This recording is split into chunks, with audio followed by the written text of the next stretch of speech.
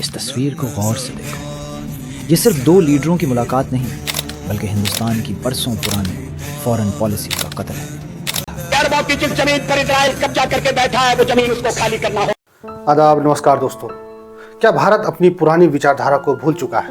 एक समय था जब भारत के प्रधानमंत्री फिलिस्तीन के हक के लिए दुनिया से लड़ जाते थे, लेकिन आज भारत का झुकाव पूरी तरह इजराइल की तरफ दिखता है। इंदिरा गांधी का समर्थन, अटल जी का चेतावनी और मोदी जी का दोस्ती, क्या यह सिर्फ कूटनीति है या भारत ने अपनी पुरानी वादे तोड़ दिए हैं? आज हम किसी का पक्ष नहीं लेंगे, सिर्फ इतिहास और वर्तमान का सच आपके सामने रखेंगे। 1970 और 80 के दशक में भारत की नीति बहुत साफ थी।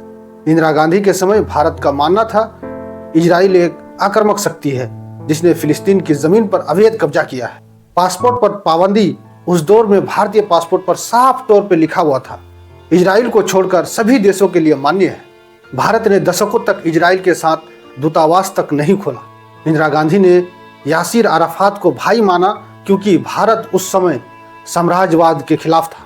यह केवल मुस्लिम वोटों की राजनीति नहीं थी, बल्कि भारत के आदर्शवाद का हिस्सा था। अक्सर लोग कहते हैं कि बीजेपी हमेशा इजराइल के समर्थक रही है, लेकिन यह आधा सच है। अटल जी का वो भाषण 1977 में अटल बिहारी वाजपेयी ने दिल्ली के रामलीला मैदान से दहाड़ते हुए कहा था, अरबों की जिस जमीन पर इजराइल कब्जा करके बैठा है, वो जमीन उसको खाली करना होगी। अरबों की जमीन इजराइल दबा कर बैठा है, उसे खाली करनी होगी।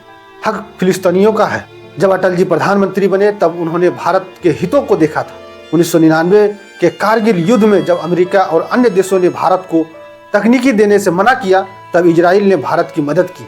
यहीं से अटल जी का नीति में व्यवहारिकता आई। उन्होंने इजराइल से हाथ तो मिलाया, लेकिन कभी फिलिस्तीनियों के हक की बात करना बंद नहीं किया। अब आते हैं वर्तमान पर।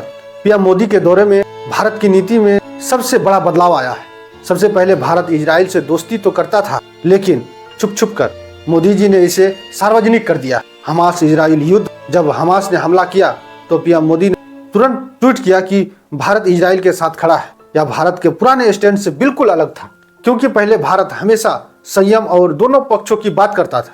कई एक्सपर्ट का मानना है कि भारत अब फिलिस्तीन के मानवीय संकट पर वह मजबूती नहीं दिखा रहा है जो इंदिरा गांधी जी और अटल जी के समय थी।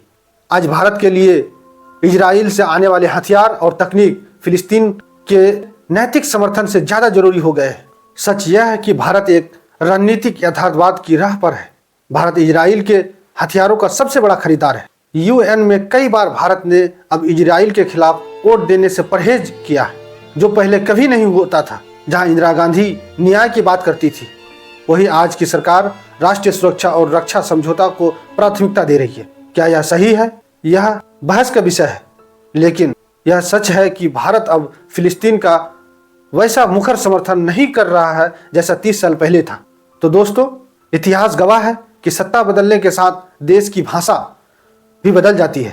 इंदिरा गांधी के लिए फिलिस्तीन का एक सिद्धांत था, अटल जी के लिए एक संतुलन था, और मोदी जी के लिए इजराइल एक जरूरत है।